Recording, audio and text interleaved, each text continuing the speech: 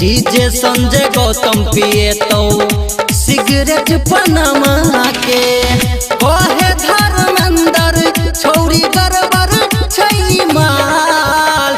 कहाँ से उम्र में बढ़लो तोहर टिकुला लाले लाल। बजरा में सटा के काट ले तो छोरा गाल। हाय हाय कहाँ से उम्र में बढ़लो तोहर टिकुला लाले लाल।